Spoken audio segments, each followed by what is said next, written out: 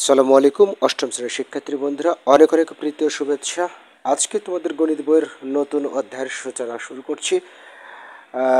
তোমাদের গণিত বইয়ের অষ্টম অধ্যায় অর্থাৎ বৃত্তের খুঁটিনাটি 147 পৃষ্ঠা থেকে শুরু হয়েছে। যাই হোক, বৃত্ত সম্পর্কে কিছুটা ধারণা তোমরা আগে থেকেই জানো। তো যেখান থেকে তোমাদের কাজ শুরু হয়েছে সেটা হচ্ছে 151 পৃষ্ঠা।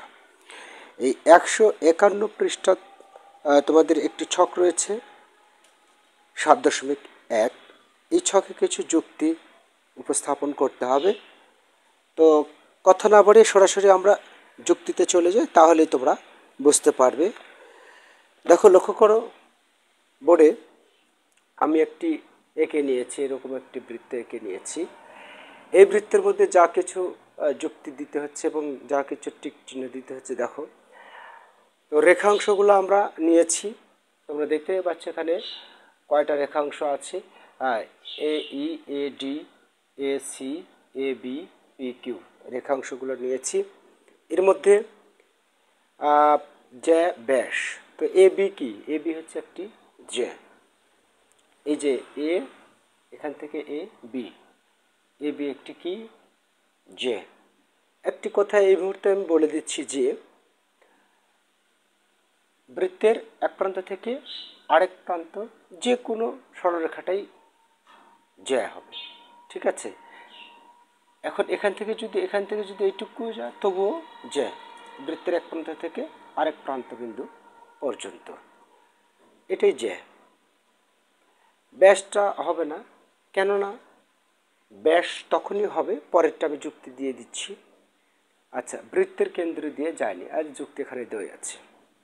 ওকে, বৃত্তের কেন্দ্র দিয়ে যায়নি তাই ব্যাস নয়।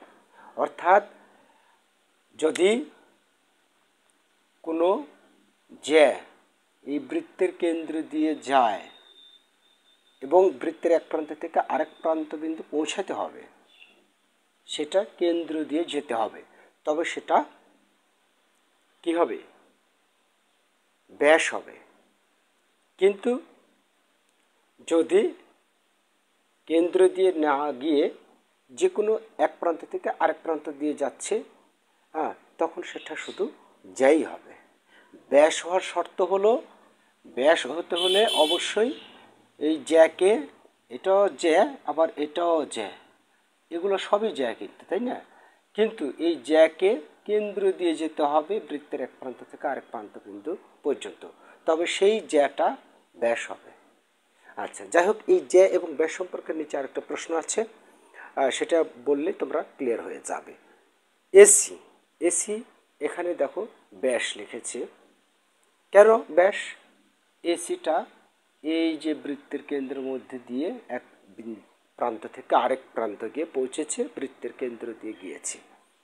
এডি, এডি একটি জ্যা, এডি একটি জ্যা, শুধু যাই হবে, এটা ব্যাস নয়, তাই না? কেননা বৃত্তের কেন্দ্র দিয়ে যায়নি। ওকে, বানানটা একটু ভুল আছে, যাই হোক। তারপর এইবার এই একটু ভালোভাবে লক্ষ্য করে দেখো, এটা এই প্রান্তবিন্দু ঠেকে আছে, স্পর্শ করে আছে বৃত্তকে, কিন্তু এই যে দেখো, এটা স্পর্শভাবে নেই, অর্থাৎ এক প্রান্ত থেকে আরেক প্রান্ত বিন্দু পর্যন্ত গিয়ে পৌঁছায়নি কিন্তু। তাই আমি লিখেছি বৃত্তের ভিতরে অবস্থিত। এটা ইয়ে দিয়ে দাও, র দিয়ে দাও। বৃত্তের ভিতরে অবস্থিত একটি রেখাংশ যার একটি প্রান্ত বৃত্তকে স্পর্শ করলেও অপর প্রান্ত স্পর্শ করেনি, তাই না?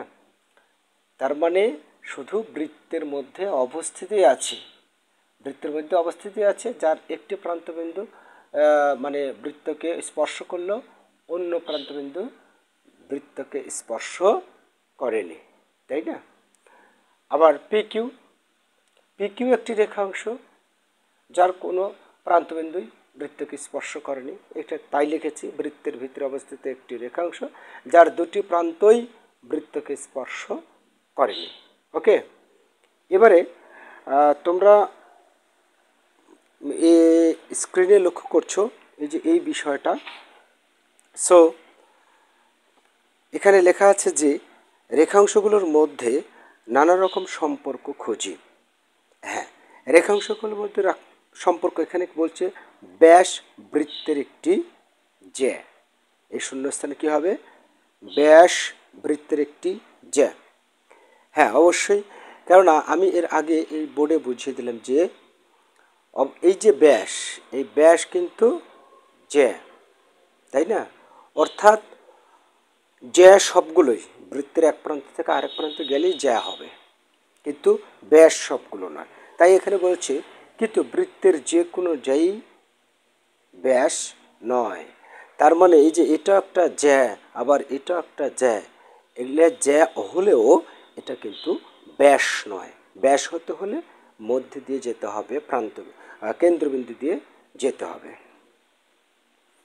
তারপরে বৃত্তের ব্যাসই বৃহত্তম জ্যা। এটার উত্তর হবে খ নম্বরে বৃহত্তম জ্যা। হ্যাঁ, সবচেয়ে বড় জ্যা হচ্ছে তোমার ব্যাস। ঠিক আছে, সুতরাং বৃত্তের ব্যাসই বৃহত্তম জ্যা। তো ঠিক আছে শিক্ষার্থী বন্ধুরা, আশা করি বুঝতে পেরেছ। অল্প অল্প করে নতুন অধ্যায়ের সূচনা শুরু করা যাক এবং প্র্যাকটিস করতে থাকবে বাসায়। ভালো থেকো, তোমাদের দীর্ঘ জীবন কামনা করে এখানে শেষ করছি। আল্লাহ হাফেজ।